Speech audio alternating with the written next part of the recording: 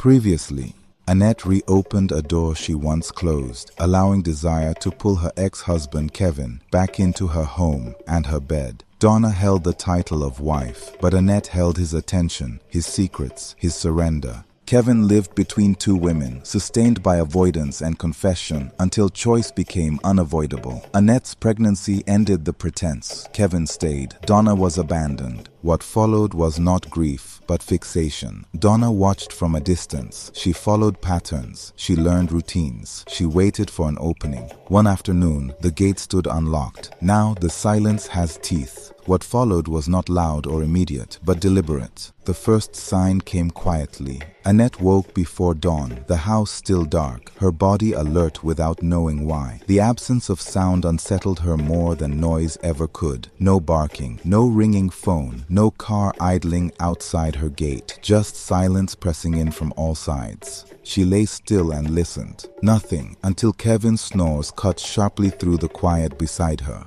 By morning, the feeling had not left her. It followed her through breakfast, through packing lunches, through the drive to school. She checked her mirrors more than necessary. Every parked car felt familiar for the wrong reasons. Donna did not call. She did not text. The quiet felt intentional. That afternoon, Annette returned home to find her gate unlocked. She stopped short, keys still in her hand. She was certain she had locked it that morning. She always did. The dogs did not run to greet her. They never missed her arrival. For a brief moment, she told herself they must have wandered off. The house was locked, windows secure, nothing broken, nothing taken. At the back of the yard, she found them. Their bodies convulsed as they vomited, breath coming in harsh, broken sounds. Annette dropped to her knees beside them, hands shaking as she called their names, as if names alone could anchor them to life. She knew then, someone had entered her home quietly, someone who wanted to send a message without words. This was no longer a rivalry, this was a vendetta, a measure of how far someone was willing to go to reclaim what they believed was theirs. Whoever did this had proved how close they could get without being seen. Within 2 days, both dogs were dead. The vet spoke gently about poison, about how easily it could be mistaken for an accident. Annette nodded, signed the paperwork, listened without hearing. At home, the yard felt exposed, vulnerable. Its guards were gone, its warning system stripped away. That night, Annette sat alone at the kitchen table long after the children were asleep. She replayed Donna's voice in her mind, the calm, the choice of words, the way the threat had aimed past Annette and landed squarely on her children. Donna had stopped shouting. She was already acting. At night, before bed, Annette checked the locks twice. At Kevin's insistence, the veranda light stayed on, casting long shadows across the yard. They spoke quietly about how soon Donna might move again. Each night, Annette would lie awake, listening to every sound, every shift of air outside her window, knowing with cold clarity that the rules had changed. Kevin grew overprotective. He hovered. He watched the street. He stopped leaving Annette alone. Eventually, he took out a restraining order against Donna and filed for divorce. Donna refused to sign. The paper barrier changed nothing. She was determined to take vengeance on Annette and reclaim what she believed was hers. Reported and restrained by the law, Donna changed strategy. If acting openly meant prison, she would move in ways no court could touch. She turned to spiritual wickedness. Donna sought out an obeah woman. She paid in cash. She spoke carefully. She did not ask for peace or release. She asked for removal. Annette was to be erased, quietly, completely. Kevin's life was to be spared, along with the children, even the one not yet born. They were not to suffer. They were to remain, waiting, ready. Donna asked for her desire to be fulfilled, to step into a family already built, to inherit what remained after Annette was gone. The words were spoken without emotion. She spoke as if discussing logistics, not lives. And when the ritual was complete, Donna left, believing the work had begun, assuming the future was already rearranging itself in her favor. The obeah woman gave Donna a fetish, small, wrapped, innocent to the untrained eye. It was meant for Annette's gate, placed where thresholds blurred and protection failed. Not inside, not fully outside, a point of crossing. It had to be done after midnight, when houses slept and vigilance thinned, when names carried farther than footsteps. Donna accepted it without question. After checking on the children, Annette lay awake, listening to the quiet. Kevin slept beside her, one hand resting possessively on her stomach. Outside, a car passed slowly. Then it slowed further. Then it stopped. Annette did not look out the window. She did not need to. Fear crept into her chest, subtle and invasive, as though something unwelcome had slipped into the room without opening a door. Donna's voice returned to her, uninvited. The calm warning at the gate. The threat was tucked neatly inside a smile. "You will regret this." The silence thickened. It no longer felt empty. Something eerie was there. Without warning, the baby kicked with sharp, unnatural force, as if reacting to something Annette could not see. Annette gasped, her hand flying to her stomach. Her breath caught as a cold certainty settled in her chest. Through the glass, she caught a glimpse of a shadowy figure moving behind the window. "Kevin," she said urgently, shaking him awake. "Kevin, wake up. Something is wrong. I saw something at the window." He startled awake, breath sharp, already sitting up before his eyes fully opened. What happened? His hand went immediately to her stomach, then to her face.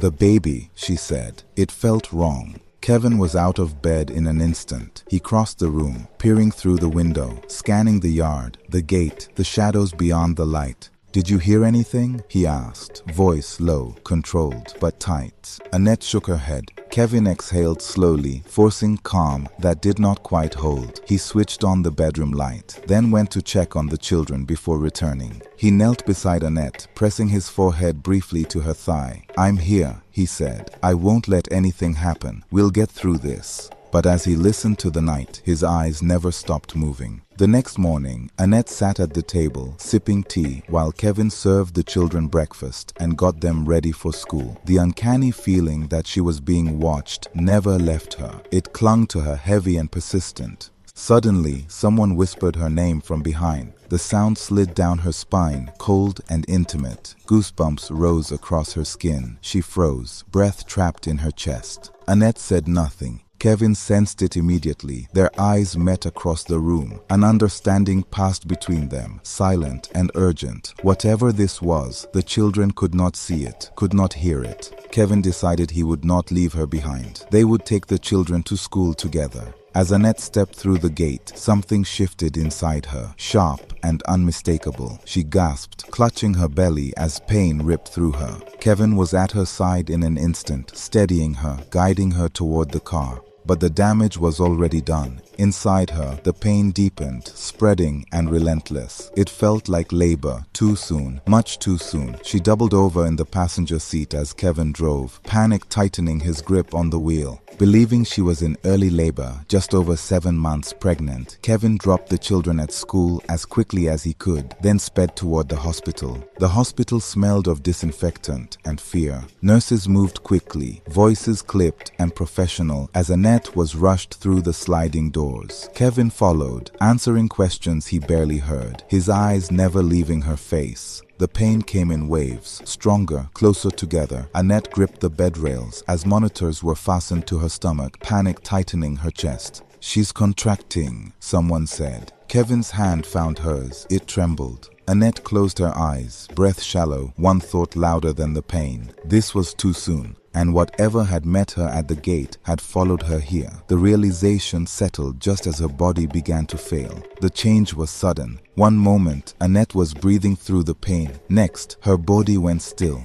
The monitor sounded, sharp, insistent. "Annette?" a nurse called, louder this time. There was no response. Her eyes stared unfocused at the ceiling. Her chest did not rise. "She's unresponsive," someone said. The room erupted into motion. Doctors rushed in. Hands moved fast and practiced. Oxygen, IV lines, voices overlapping, clipped and urgent. "She's in cardiac arrest." Kevin was pulled back as the bed was flattened. He watched, frozen, as compressions began. One doctor counted aloud. Another worked the monitor. A nurse called out vitals that were slipping away. Time narrowed. "Fetal heart rate is dropping," someone said. The words landed harder than everything else. A doctor turned, voice calm but firm. "We may have to deliver now. We're losing both." Kevin shook his head, unable to speak. "We'll do everything we can," the doctor said, "but we need to act." Annette did not move. Machines breathed for her. Her body no longer responded. "Prep for emergency C-section," the order came. "Now." They moved her down the corridor at a run, lights blurring overhead. Kevin followed until the door slammed shut between them. Inside, the team worked against seconds, against probability, against the terrifying possibility that saving one life might mean losing another. Outside, Kevin sank into a chair, hands shaking, breath shallow with fear and uncertainty. The baby was delivered by emergency surgery. He did not cry at first. A neonatal team was already waiting. They moved him immediately to a warming table, clearing his airway, stimulating him, watching for breath. A thin cry followed, weak but unmistakably alive. "He's breathing," someone said. He was rushed to the neonatal intensive care unit, placed in an incubator, oxygen carefully regulated, monitors attached to track every fragile function, tubes, wires, precision, protection. In the operating room, the fight for Annette continued. Doctors worked methodically, aggressively, compressions, medication, defibrillation. They refused to stop, not yet.